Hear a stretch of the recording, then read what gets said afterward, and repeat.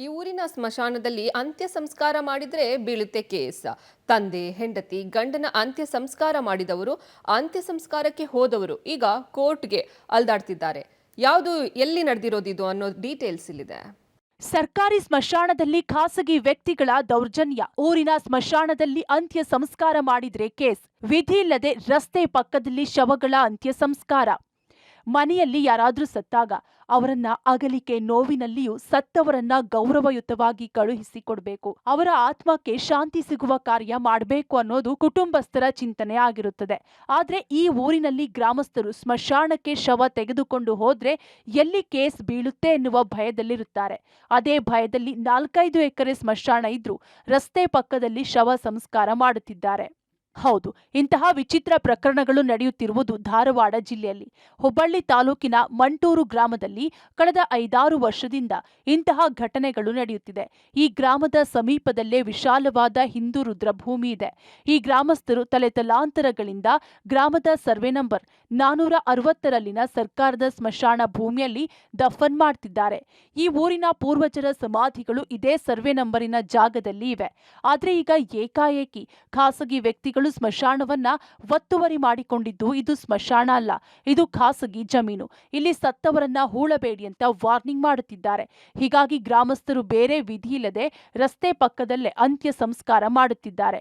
ನಮ್ಮ ಮಂಟೂರು ಗ್ರಾಮದೊಳಗೆ ಯಾರೇ ತೀರ್ಕೊಂಡ್ರು ಈ ಶವ ಸಂಸ್ಕಾರ ಎಲ್ಲಿ ಮಾಡ್ಬೇಕು ಅನ್ನೋದನ್ನು ನಮ್ಮ ಮಂಟೂರು ಗ್ರಾಮದ ಎಲ್ಲ ಜನರಿಗೆ ಸಮಸ್ಯೆ ಆಗಿರ್ತಕ್ಕಂಥದ್ದು. ಪೂರ್ವಜರು ಇದೇ ಜಮೀನೊಳಗೆ ಉಳ್ಕೊಂತ ಬಂದಾರ.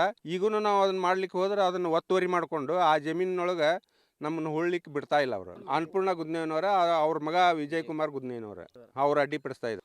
ಯಾರು ಉಳ್ತಾರ ಅವ್ರ ಮನೆಯವ್ರ ಮೇಲೆ ಇದ್ದಂಥವ್ರ ಮೇಲೆ ಕ್ರಿಮಿನಲ್ ಕೇಸ್ ಮಾಡ್ತಾ ಇದಾರ. ಅಂಥವ್ರೊಳಗೆ 2 ಉದಾಹರಣೆ ಇದಾವೆ ಈಗ. ಆಮೇಲೆ 14 ಜನರ ಮೇಲೆ ಕಂಪ್ಲೇಂಟ್ ಮಾಡಿದ್ದಾರೆ ಇಲ್ಲಿ ಬಂದಂಥ ಹಿರಿಯರ ಮೇಲೆ. ಅವ್ರ ಜಮೀನು ಅವ್ರಿಗೆ ಬಿಟ್ಟು 2 ಎಕರೆನ ನಮ್ಮ ಜಮೀನು ಏನೈತಲ್ಲ ಸರ್ಕಾರಿ ಜಮೀನು, ಇದನ್ನು ಹೂಳ್ಲಿಕ್ಕೆ ನಮ್ಗೆ ಅವಕಾಶ ಮಾಡಿಕೊಡ್ಬೇಕು. ಇಲ್ಲಾಂದ್ರೆ ಶವ ಎಲ್ಲಿ ಹೂಳ್ಬೇಕು ಮಂಟೂರೊಳಗೆ ಆಗಿರ್ತಕ್ಕಂಥ ಅನ್ನೋದ ನಮ್ಮ ಸಮಸ್ಯೆ ಈಗ. ಗ್ರಾಮ ಸರ್ವೆ ನಂಬರ್ 460ಕ್ಕೆ ಅಂಟಿಕೊಂಡಿರುವ ಸರ್ವೆ ನಂಬರ್ 459, 457ರ ಜಮೀನಿನ ಮಾಲೀಕರಾದ ವಿಜಯ್ ಕುಮಾರ್ ಗುದ್ದಯ್ಯನವರ ಹಾಗೂ ಅನ್ನಪೂರ್ಣ ಎನ್ನುವವರ ಮೇಲೆ ಈ ಸ್ಮಶಾನ ಒತ್ತುವರಿ ಆರೋಪ ಮತ್ತು ದೌರ್ಜನ್ಯ ಆರೋಪ ಕೇಳಿ ಬಂದಿದೆ.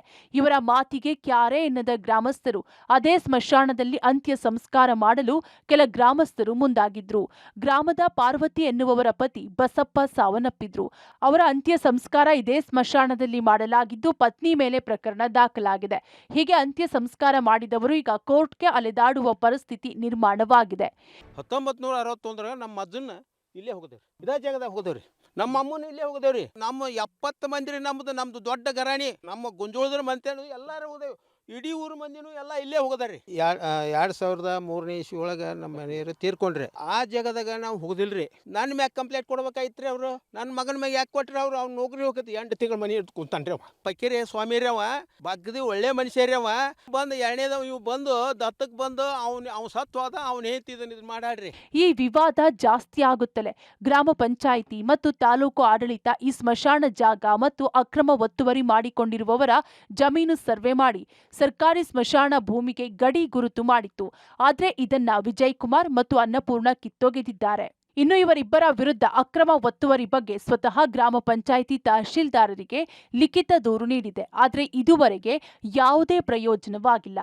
ಚಕಬಂದಿ ಗುರುತಿಸಕ್ಕೆ ಅಂತ ಭೂಮಾಪನ ಇಲಾಖೆಯವರಿಗೆ 5ನೇ ತಿಂಗಳಲ್ಲೇನೋ ಸರ್ 6ನೇ ತಿಂಗಳಲ್ಲಿ ಲೆಟರ್ ಬರೆದಿದ್ದಾರೆ ಸರ್. ಏನು ಮಾರ್ಕಿಂಗ್ ಮಾಡಿ ಬಂದಿದ್ರು ಸರ್ ಇವರು ಭೂಮಾಪನ ಇಲಾಖೆಯವರು.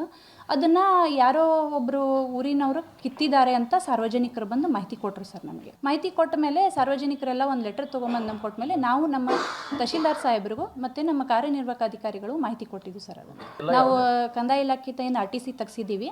ಕಂದಾಯ ಇಲಾಖೆ RTC ಮಸಣವಾಡಿ 1 ಎಕರೆ ಅಂತಾನೆ ಇದೆ ಸರ್. ಸರ್ಕಾರಿ ಭೂಮಿಯನ್ನ ಖಾಸಗಿ ವ್ಯಕ್ತಿಗಳು ಒತ್ತುವರಿ ಮಾಡಿಕೊಂಡಿದ್ದು ಮಾತ್ರವಲ್ಲದೆ ಸಾರ್ವಜನಿಕರ ಮೇಲೆ ದೌರ್ಜನ್ಯ ನಡೆಸ್ತಾ ಇದ್ರು.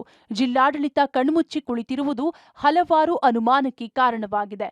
ಇನ್ನಾದ್ರೂ ಅಧಿಕಾರಿಗಳು ಈ ವಿವಾದಕ್ಕೆ ತೆರೆ ಎಳೆದು ಗ್ರಾಮಸ್ಥರ ಸಮಸ್ಯೆಗೆ ಪರಿಹಾರ ನೀಡಬೇಕಿದೆ. Sunil, public TV, Hubballi.